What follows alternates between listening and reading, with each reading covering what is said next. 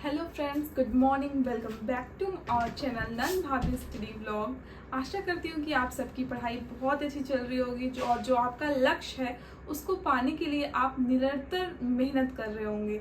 जो मतलब होता है ना कि जो हमारी इफ़िशियंसी होती है, जो हमारी कैपेसिटी होती है, उससे ज़्यादा हम जब करने की शक्ति रखते हैं और उससे ज़्यादा करते हैं किसी चीज़ को पाने के लिए, तो डेफिनेटली एक दिन वो आपको ज़रूर मिलती है।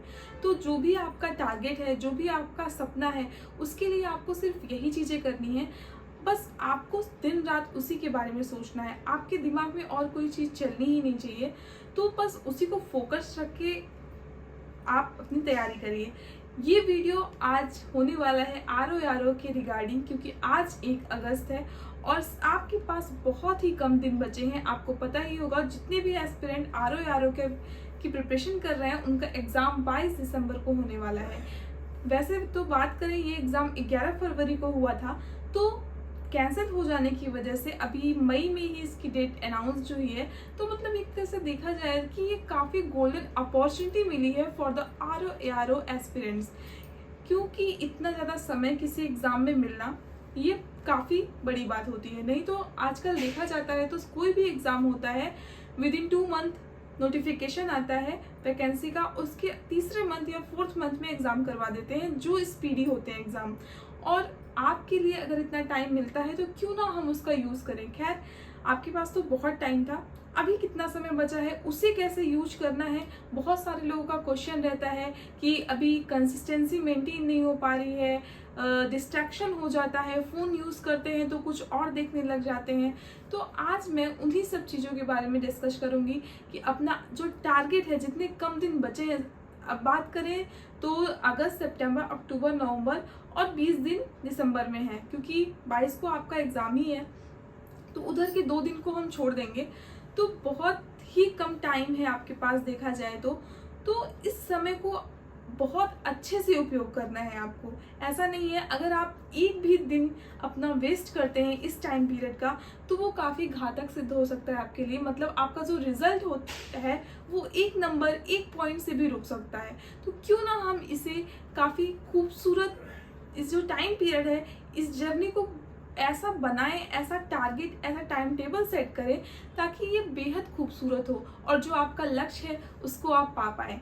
तो उसी बारे में आज हम बात करते हैं और अब मैं बताने जा रही हूँ कि इसकी प्रिपरेशन कैसे, कहाँ, कब करें। हाँ, तो अब हमारी जो एग्ज़ाम डेट है आर की वो 22 दिसंबर है और अब सिर्फ आपके पास 142 डेज़ ही बचे हैं। ठीक है, 142 डेज़। आपको देखने में और सुनने में बहुत ज़्यादा लग रहा होगा कि अरे अभी ये बहुत दिन है, पर जब आप हर सब्जेक्ट को टाइम देंगे ना तो काफ़ी ये समय कम पड़ जाता है। अब बात करते हैं आर की स्ट्रेटजी क्या है। उसमें 2 पेपर होते हैं, एक होता है हमारा प्री और एक होता है मेंस। पहले हम बात करने वाले हैं प्री की, क्योंकि सबसे पहले हमारा जो एग्ज़ाम होगा वो प्री होगा। तो प्री में आपका 2 सब्जेक्ट होता है मेनली, एक जीएस है और एक दूसरा हिंदी है। ठीक है, जीएस में आपके 140 क्वेश्चन आएंगे, जो कि 2 घंटे का पेपर है और 140 क्वेश्चंस पर क्वेश्चन 1 मार्क का होता है। और हिंदी में 60 क्वेश्चन 1 आवर का टाइम, जो कि 60 मार्क्स का। तो टोटल हमारा जो प्री का स्कोर कार्ड है वो 200 का होता है। मतलब 200 में से ही हमें नंबर ऑब्टेन करना पड़ता है और उसके अकॉर्डिंग हमारी कट ऑफ बनती है। अब बात करते हैं कि कट ऑफ कितनी रहती है। बात करें 2013 की, तो 2013 में 148 नंबर कट ऑफ गई थी आउट ऑफ 200। 2014 में वही घट के 142 आ गई, 2016 में 129, 2017 में 122। अब आप देख लीजिए कैसा डिक्रीज हो रहा है। अगर आप सोचिए कट ऑफ घट रही है, इसका मतलब लेवल क्वेश्चन का हार्ड होता चला जा रहा है। तो 2024 वाला हमारा एग्ज़ाम है, वो सोचिए उसका कितना होगा। 130 प्लस तो आपको एनी हाउ लाना ही होगा अगर आपको प्री क्वालिफाई करना है। तो हमारा टारगेट क्या रहना चाहिए, हमारा टारगेट है कि 130 प्लस हमें लाने हैं। तो वो हम कैसे लाएंगे। बात करते हैं हिंदी का। हिंदी ऐसा एक सब्जेक्ट है जो हम काफ़ी गेनिंग सब्जेक्ट है। बात करें जीएस की, तो वो कभी कुछ पता नहीं रहता कहाँ से कैसे आ जाए। तो अगर आपको अच्छे नंबर स्कोर करने, मतलब प्रॉपर सिलेक्शन चाहिए, तो आपकी हिंदी बेस्ट होनी चाहिए। अगर नहीं है तो उसको करने की कोशिश करिए। तो मतलब अपना हिंदी का टारगेट तो 55 प्लस लेके ही चलिए। ऐसा है कि हमें 55 प्लस सही करने हैं। और इसमें नेगेटिव मार्किंग भी है 1/3, तो हमें काफ़ी होशियारी से क्वेश्चनों को अटेम्प्ट करना होगा। और जीएस की बात करें तो जीएस में 140 मार्क्स का है जीएस आपके पास, तो 80+ टारगेट लेके चलिए, एनी हाउ आपको उतना लाना है, ठीक है। अब बात करते हैं इसके सिलेबस की। देखिए सिलेबस तो काफ़ी लंबा है, क्योंकि जीएस और हिंदी 2 सब्जेक्ट हैं। जीएस में बात करते हैं एक इन्वायरमेंट के लिए अभी मैं बुक आगे बताऊंगी कौन कौन सी बुक और कितने दिन में आप प्रिपेयर करें। पहले बात कर लेते हैं सिलेबस की। तो इन्वायरमेंट है, वर्ल्ड ज्योग्राफी है, इंडियन ज्योग्राफी है, एग्रीकल्चर है, कल्चर जो सांस्कृतिक विरासत होती हैं उनके बारे में है, इकोनॉमिक्स है, पॉलिटी है, मॉडर्न हिस्ट्री है, मेडिवल हिस्ट्री है, एंशिएंट हिस्ट्री है। तो जो तीनों हिस्ट्री का कॉम्बिनेशन होता है उसको अलग अलग आपको पढ़ना होता है, अलग अलग बुक्स भी आती हैं। और बात करें क्वेश्चन की, तो अब वेटेज भी अलग अलग ही मिलता है। मतलब हिस्ट्री एक सब्जेक्ट था पहले, पर इन तीनों को जब डिवाइड किया गया तो क्वेश्चंस की मात्रा भी घटती बढ़ती रहती है। तो आपको इसमें भी देखना पड़ेगा कि कौन सी हिस्ट्री को आपको ज़्यादा टाइम देना है, कौन सी हिस्ट्री को कम टाइम देना है, किस हिस्ट्री के पोर्शन से ज़्यादा क्वेश्चन आ रहे हैं, वैसे आपको अपनी स्ट्रेटजी अपनानी पड़ेगी। बात करते हैं साइंस की। साइंस में आपका फिजिक्स, केमिस्ट्री, बायो तीनों आएगा। फिर यूपी स्पेशल सी, क्योंकि यूपी गवर्नमेंट ये एग्ज़ाम करवाती है, तो जो स्टेट का स्पेसिफिक जीके होता है वो कंपलसरी होता है और काफ़ी क्वेश्चन पूछे जाते हैं। और फिर बात करते हैं करंट में नेशनल इंटरनेशनल जो घटनाक्रम होता है वो। और बात लास्ट है रीजनिंग, ठीक है। जीएस में आपको इतने सब्जेक्ट पढ़ने होंगे। और हिंदी के लिए बात करते हैं, हिंदी वैसे गेनिंग सब्जेक्ट तो है, पर आपको बहुत कम टॉपिक पढ़ने हैं। अब खुश मत होइए, टॉपिक कम है पर डीप पढ़ना है। देखिए बात करते हैं पहला पर्यायवाची। तो पर्यायवाची के आपके 10 क्वेश्चंस आएंगे, ठीक है। विलोम के आपके 10 क्वेश्चन आएंगे, वाक्य शुद्धि के आपके 10 क्वेश्चन आएंगे, अनेक शब्दों के लिए एक शब्द के लिए 10 क्वेश्चन आएंगे, विशेषण और विशेष्य 10 क्वेश्चन, और तद्भव और तत्सम 10 क्वेश्चन। आपके पास सिर्फ 6 टॉपिक हैं, पर हाँ आपको इतना ज़्यादा डीप में पढ़ना है कि एक भी क्वेश्चन मिस ना हो जाए। तो टोटल 60 मार्क्स की हिंदी यहीं से आनी है, सिर्फ 6 टॉपिक से। तो इसको हमें अच्छे से कवर करना होगा। अब हम बात करने वाले हैं कि हमारे पास कितने महीने बचे हैं। तो मैंने पहले ही डिस्कस किया था ये कि हमारे पास सिर्फ 142 दिन बचे हैं। और मंथ की बात करें तो अगस्त, सितंबर, अक्टूबर, नवंबर और दिसंबर में सिर्फ 20 दिन, ठीक है। तो कुल मिला के आपके पास 4 महीने 20 दिन बचे हैं। तो हम क्यों ना ऐसे डिवाइड करें कि अगस्त के मंथ को एंशिएंट हिस्ट्री दें, मेडिवल हिस्ट्री दें, हिंदी और इंडियन ज्योग्राफी। आपको कैसे देना है, देखिए एंशिएंट हिस्ट्री का अभी हम ग्राफ पढ़ेंगे कि उसमें कितने क्वेश्चन आते हैं, तो उसका वेटेज काफ़ी कम है। तो क्यों ना हम सिर्फ 12 दिनों में एंशिएंट हिस्ट्री को ख़त्म कर दें। तो इसको आपको कौन सी बुक से पढ़ना है, मैंने लूसेंट और महेश बर्नवाल की जो एनसीईआरटी का सार आता है वो बेस्ट बुक है, आप उससे पढ़िए। जितने भी एंशिएंट हिस्ट्री के क्वेश्चन होंगे वो महेश बर्नवाल की एनसीईआरटी से आपके क्लियर हो जाएंगे। मेडिवल हिस्ट्री के लिए आपको थोड़ा ज़्यादा टाइम देना होगा एनसीएन के कंपैरिजन में, और आपको इसके लिए घटना चक्र और महेश बर्नवाल जी की ही बुक पढ़नी होगी, ठीक है। हिंदी को आपको 1 आवर पर डे देना होगा। हिंदी हम जितना इजी समझते हैं उतना है नहीं, क्योंकि इतना डीप पर्यायवाची वगैरह पूछ लेता है तो वहाँ हमारा दिमाग घूम जाता है। इसलिए हमें 1 आवर पर डे देना है। उसके लिए आपको डॉक्टर हरदेव बाहरी जी की बुक आती है। अगर आप वीडियो के माध्यम से पढ़ना चाहते हैं तो हिंदी भास्कर नाम का यूट्यूब चैनल है, वो काफ़ी अच्छा उन्होंने प्लेलिस्ट बना रखी है सचिवालय सीरीज की, उस पर आप जाके देख सकते हैं। तो उसको करना है। फिर आते हैं 4th सब्जेक्ट की, अगस्त मंथ में ही इंडियन ज्योग्राफी को इतना कम मत समझिए, आपको उसको 25 डेज एनी हाउ देने ही होंगे। उसके लिए आप दृष्टि की बुक ले लीजिए, जो भारत एक दृष्टि करके है, उसको पढ़िए। और परीक्षा बाड़ी में क्या है, फैक्ट के अकॉर्डिंग क्वेश्चन दिए रहते हैं, तो अगर आप उससे पढ़ेंगे तो काफ़ी इजी वे में वो आपके हो सकता है, ठीक है। तो हिंदी आपको 1 आवर पर डे देना है। मैंने बताया है डिकोड एग्जाम की बुक आती है, खैर मेरे पास है, मैं अभी आपको दिखा देती हूँ। ये देखिए, ये सामान्य हिंदी की बुक है। इसमें 6 टॉपिक दिए गए हैं। वैसे इसमें काफ़ी ज़्यादा दिया गया है, इतना पढ़ने की ज़रूरत नहीं है, तो आप घटना चक्र से पढ़ लीजिए। घटना चक्र में काफ़ी कम क्वेश्चन है, पर काफ़ी मिसप्रिंट भी है, इसलिए मैं उसको सजेस्ट नहीं करना चाहती थी। तो अगर आपको कहीं भी गलती मिलती है वो तो आपको सुधारना पड़ेगा, क्योंकि कोई भी बुक ऐसी नहीं है कि उसमें गलती ना पाई जाए। हर बुक में थोड़ी बहुत कमियां होती ही हैं, तो इसलिए आपको हर बुक से पढ़िए, उनकी कमियों को छोड़िए। जो कमियां हैं उसको अपने एक्सेप्ट मत कीजिए, मतलब उसको दूर भगाइए और हर बुक से नॉलेज लेने की कोशिश करिए, क्योंकि हर बुक अपने आप में बेस्ट होती है। तो इन्होंने तो काफ़ी मटेरियल दिया है इसमें, पर इतना याद कर पाना क्या अच्छा है। आप याद कर लेते हैं तो ये बेस्ट है। अगर आपकी मेमोरी कैपेसिटी अच्छी है तो ये बेस्ट बुक है। 55+ इन्होंने टारगेट दिया है, और जहाँ तक मैंने इसको पढ़ के देखा है तो हाँ, अगर आप इस बुक को पूरा 2 से 3 बार रिवाइज करके जाते हैं, मतलब अच्छे से, तो आपका 55+ आने से कोई नहीं रोक सकता है। ठीक है, तो हिंदी के लिए हमें ये करना है। अब आते हैं हम दूसरे मंथ पे, सितंबर में लेते हैं पॉलिटी को। देखिए, एंशिएंट और मेडिवल हिस्ट्री आपका हो गया, अब हमें पॉलिटी लेना है। पॉलिटी को हम कहाँ से पढ़ेंगे? पॉलिटी के लिए घटना चक्र काफ़ी है। ठीक है, आप लक्ष्मीकांत तो नहीं पढ़ पाएंगे, क्योंकि इतना कम टाइम है हमारे पास। लक्ष्मीकांत अगर आप पढ़ने बैठेंगे तो वो काफ़ी लेंदी बुक है, काफ़ी समझना पड़ता है उसको। तो आप चाहें तो 12 से 13 घंटे का समरी होती है लक्ष्मीकांत पे की यूट्यूब वीडियो पे मिल जाएगी। आप किसी भी चैनल को देखिए, 2-4 वीडियो को देखिए, जिनका अच्छे से समझ में आए आप उनका वीडियो लेक्चर देख लीजिए। लेकिन लक्ष्मीकांत पढ़ने मत जाइए। आप घटना चक्र सॉल्व कर सकते हैं, क्योंकि घटना चक्र से जो प्रीवियस ईयर क्वेश्चन आए हैं वो काफ़ी आपको मिल जाएंगे, और उन्हीं क्वेश्चनों में से आगे आने की संभावना भी है। तो 20 से 25 दिन आपको पॉलिटी को देने ही है, क्योंकि पॉलिटी काफ़ी वेटेज रहता है एग्जाम में। रीजनिंग के लिए अगर आपकी रीजनिंग अच्छी नहीं है तो ये अच्छी बात नहीं है। आपको रीजनिंग के लिए पर डे 1 आवर देना है। रीजनिंग मैथ की तरह है, अगर आप छोड़ेंगे तो भूल जाएंगे, इसलिए आपको 1.5 से 2 महीने तो रीजनिंग को देना ही है। 1 आवर पर डे हर टॉपिक को कवर कीजिए, क्योंकि रीजनिंग से काफ़ी क्वेश्चन आते हैं। ठीक है, साइंस के लिए आपको कम दिन देने होंगे। लूसेंट की बुक आती है, खैर मेरे पास यहाँ है नहीं, मैंने नीचे रखी हुई है, नहीं तो मैं आपको दिखाती। काफ़ी कम, लगभग 20 से 30 पेजेस हैं, तो 10 दिन में आराम से हो जाएगा। साइंस उससे आप पढ़ सकते हैं, उतना ज़्यादा डीप में आता नहीं है। इकोनॉमिक्स के लिए 5 डेज रखिए, लूसेंट से ही पढ़ लीजिए।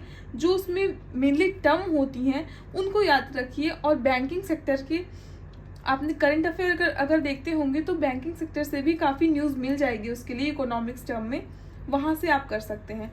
World geography plus mapping. देखिए, मैपिंग तो बहुत ही ज़्यादा ज़रूरी है, क्योंकि जो छोटी छोटी चीज़ें होती हैं, लेक्स होते हैं, सी होता है, ओशियन होते हैं, या फिर कोई कंट्री है तो उसकी बाउंड्रीज पूछ लेते हैं। मतलब मैपिंग से बहुत ज़्यादा क्वेश्चन आता है, इसलिए आपको 10 डेज तो मैपिंग से देने ही है। और आप मैपिंग कहाँ से करें? आपने अपने स्टडी रूम में मैप तो ज़रूर लगाया होगा, तो आप सुबह उठ के डेली मैप को देखिए। और एटलस की एक बुक आती है, अगर आप खड़े होके नहीं देखना चाहते हैं, बैठ के प्रॉपर स्टडी करना चाहते हैं, तो एटलस की बुक लीजिए। प्रॉपर हर एक कॉन्टिनेंट को 2-2 दिन देकर पढ़िए। इस तरह से आपका मैपिंग भी क्लियर हो जाएगा, और हर एक कंट्री या फिर ओशियन, लेक, कौन सी रिवर कहाँ से निकलती है, ये सारी चीज़ें भी क्लियर हो जाएंगी। अब आते हैं अक्टूबर मंथ में। ठीक है, यहाँ तक आपका पॉलिटी, एंशिएंट, मेडिवल, हिंदी भी ऑलमोस्ट, इंडियन ज्योग्राफी कंप्लीट हो गया है 2 महीने में। अक्टूबर में बात करते हैं मॉडर्न हिस्ट्री की। ठीक है, मॉडर्न हिस्ट्री काफ़ी लेंदी है, मॉडर्न हिस्ट्री से काफ़ी क्वेश्चन पूछे जाते हैं, इसलिए हमें इसने 30 दिन दिया है। ठीक है, घटना चक्र और स्पेक्ट्रम से आप पढ़ सकते हैं। बात करें घटना चक्र की, तो घटना चक्र में एंशिएंट, मेडिवल और मॉडर्न तीनों दिया रहता है, तो ये घटना चक्र की बुक है, उसमें तीनों आपको मिल जाएंगे। पर स्पेक्ट्रम भी अगर आप पढ़ेंगे तो जो नेशनल राष्ट्रीय आंदोलन होते हैं,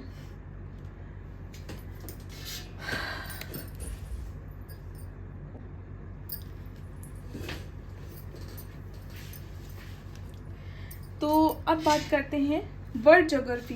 वर्ल्ड ज्योग्राफी में आपको फैक्ट देखने होंगे, उसके लिए आप 30 डेज रखिए, क्योंकि इतना कम भी नहीं है। आपने इंडियन ज्योग्राफी पहले कंप्लीट कर ली है, तो परीक्षावाड़ी से आप वर्ल्ड ज्योग्राफी कर सकते हैं। और दृष्टि, मतलब ज्योग्राफी के लिए सिर्फ आप परीक्षावाड़ी और दृष्टि की 2 बुक पकड़ेंगे और अगर आपके पास आपने इन सब चीज़ों को पढ़ लिया है तो महेश बर्नवाल जी की एनसीईआरटी सार ज्योग्राफी की भी आती है, उसको आप कवर कर सकते हैं। ठीक है, अभी हिंदी हमने अगस्त के महीने में पढ़ा था, अब हम अक्टूबर में भी हिंदी को रिवीजन करेंगे।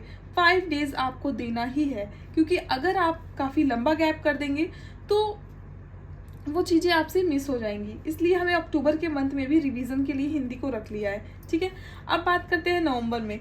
नवंबर में आपको क्या करना है, यूपी स्पेशल। मैंने पहले ही सिलेबस में बताया था कि यूपी स्पेशल यूपी का एग्जाम है, तो यूपी से काफ़ी क्वेश्चन आते हैं।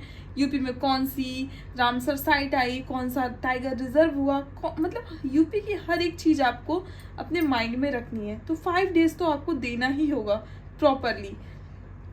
करंट अफेयर आपको जनवरी से दिसंबर तक करना होगा, क्योंकि ये एग्ज़ाम जो है 22 दिसंबर को हो रहा है, तो पूरा 2024 का करंट अफेयर आपको पढ़ना पड़ेगा। करंट अफेयर के लिए मैं कहूँगी कि वीडियो लेक्चर आप देख सकते हैं परचम क्लासेस के, और अगर आपने कोई और कोर्स वगैरह लिया हो तो अच्छी बात है, आप वहाँ से पढ़िए, नहीं तो आप समसमाई की ले सकते हैं। देखिए ये हर मंथ की आती है, ये मेरे पास फरवरी की है 2024 की, तो आप इससे कवर कर सकते हैं। इसमें जो स्टार्टिंग के 10 से 15 पेज होते हैं वही आपको पढ़ना है। इतनी पतली बुक है, वैसे आप चाहें तो पूरा पढ़ सकते हैं, पीछे क्वेश्चंस वगैरह दिए गए हैं, तो हर मंथ की है। आप इसे चाहें तो हर मंथ में 5 से 6 दिन में कवर कर सकते हैं, तो ये काफ़ी बेस्ट है। आप समसमाई कर सकते हैं, तो ये ईयरली भी आती है, मंथली भी आती है, जिसमें आप कंफर्ट फील करें वो पढ़िए। तो मैंने तो मंथली वाली ली है, क्योंकि मंथ पढ़ने से फिर नोट्स बना लेती हूँ साइड में, और फिर उसको बाद में जब मेरा एग्ज़ाम पास आ जाएगा, जब मेरा रिवीजन मोड चलेगा, उसमें मैं उन सिर्फ पॉइंट्स को पढ़ूंगी, इस बुक को नहीं पढ़ूंगी। ठीक है, अब बात करते हैं दिसंबर में। जी हाँ, आ गई है एग्ज़ाम की घड़ी, दिसंबर महीने में है हमारा एग्ज़ाम। अब दिसंबर में सिर्फ हमें PYQ करनी है। PYQ कहाँ से करेंगे आप, तो बहुत सारी मार्केट में बुक अवेलेबल रहते हैं, सैम्पल पेपर, प्रीवियस ईयर, तो अलग अलग पब्लिकेशन के हैं, अरिहंत का भी आता है। तो आप अगर मेरी माने तो यूथ पब्लिकेशन का जो है PYQ का, उसको लीजिए और उसको सॉल्व करिए। जो दिसंबर में आपके 20 दिन बचे हैं, उसमें आपको बस दिन भर PYQ करने हैं, और जितना टाइम बचता है तो अलग अलग सब्जेक्ट को अगर आप PYQ करके बोर हो गए हैं तो बस रिवीजन करना है, कुछ भी नया नहीं पढ़ना है आपको, क्योंकि नया पढ़ने से वो आपको लोड ही करेगा। तो बस आपने जितना पढ़ रखा है उतना सफिशिएंट है, और बस रिवीजन पे चले जाइए। अब हम बात करते हैं, देखिए ये है कि कैसा, कौन से ईयर में कितने कितने क्वेश्चंस आए थे।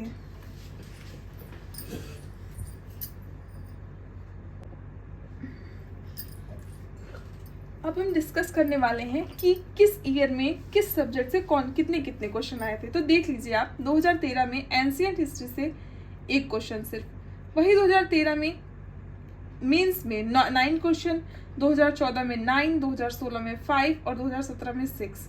ठीक है, तो मेडिवल में देखिए 1, पहले तो बहुत कम था, फिर धीरे धीरे ये बढ़ता गया ये ग्राफ। मॉडर्न हिस्ट्री में 15 हुए, सबसे ज़्यादा वेटेज मॉडर्न हिस्ट्री को मिला है। देखिए 15, फिर 17, फिर 12, फिर 19, फिर 11। ठीक है, पॉलिटी में 2013 में 5 क्वेश्चन, 2013 के मेंस में आपको 8 क्वेश्चन मिलेंगे, और 2014 की प्री में 8, और 2016 में 5, 2017 में 7।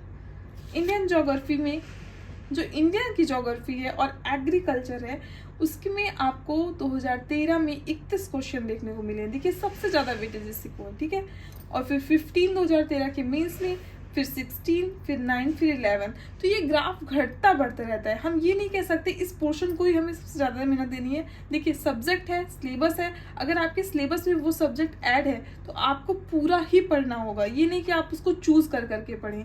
तो आप फुल पढ़िए।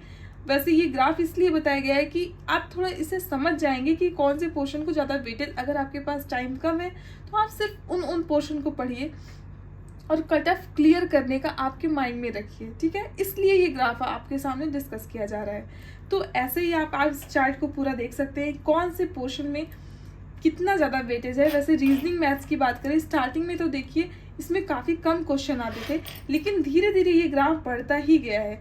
करंट अफेयर में भी 19 क्वेश्चन काफ़ी मायने रखता है। और इस बार की बात करें 2024 में जो एग्ज़ाम होने वाला है आपका, तो इसमें 25 प्लस समझ के रखिए करंट अफेयर के क्वेश्चन से। तो करंट अफेयर सिर्फ ये मत सोचिए कि नेशनल और इंटरनेशनल ही आता है।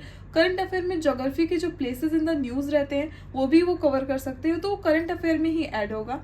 सेंसस से भी आ सकता है। आपका बजट आया है अभी, बजट को जरूर पढ़िए, उससे 1-2 क्वेश्चन जरूर मिल सकते हैं।